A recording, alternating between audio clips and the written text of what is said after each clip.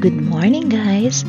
Sana okay ang araw nyo habang pinapanood nyo ang video ko na ito. Realidad ng buhay ng mga Pilipino dito sa Norway. At yan ang topic ko sa inyo ngayon. At bago ako magsimula, hayaan nyo magpakilala muna ako sa inyo. Ako nga pala si Chi at naninirahan ako dito sa bansang Norway kasama ng aking pamilya. At sana nakafollow ka habang pinapanood mo ang video ko na ito. Sa mga hindi nakakaalam, ang Norway ay isa sa mga bansa dito sa Scandinavia na matatagpuan sa Northern Europe at ang mga kalapit bansa ay Sweden, Denmark, and Finland. And yes, nasa northern part po ng mundo ang Norway. Kaya naman kapag usapang winter, ang Norway ay hindi nagpapahuli sa pag-produce na maraming snow. Ang Norway ay isang bansa na kung saan ang mga tao ay may pantay-pantay na karapatan. Ang bawat naninirahan ay may freedom of speech and freedom to choose kung ano yung makakapagpasaya sa sarili nila. Legal dito ang magpasakal, magpakasal sa parehong kasarian. Walang pinipiling gender ang mga trabaho. Walang mahirap, walang mayaman. Ibang-iba sa kulturang meron tayo sa Pilipinas. Marami po ang nag-message sa akin na gusto magpakasakaling makahanap ng swerte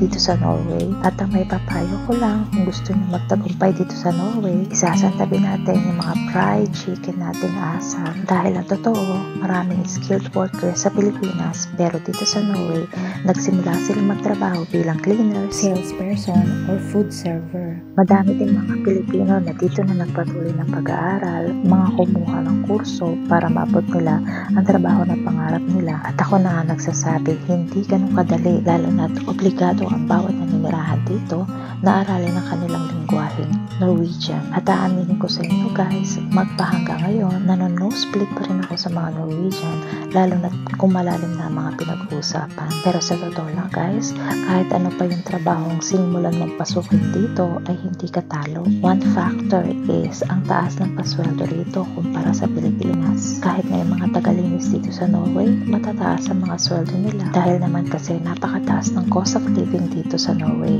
Kaya naman huwag na tayo mag-convert. At dapat guys, kailangan kayang-kaya yung labanan ng homesick. Dahil isa yun sa dahilan kung bakit maraming Pilipino ang hindi nagtatagal tumira dito sa Norway. Pero teka lang, matanong ko, kung ikaw pa ay bibigyan ng opportunity na manirahan sa ibang bansa, aling bansa ang pipiliin mo at bakit? Baka pwede mo namang i-share kahit dyan lang sa comment section. And also guys, malaya kayong i-share ang video na ito sa mga kaibigan nyo at pabalak pabago ang mundong ginagalawan nila sa mga kakilala mo na may mahigpit ang kapit sa pag-abot ng mga pangarap nila.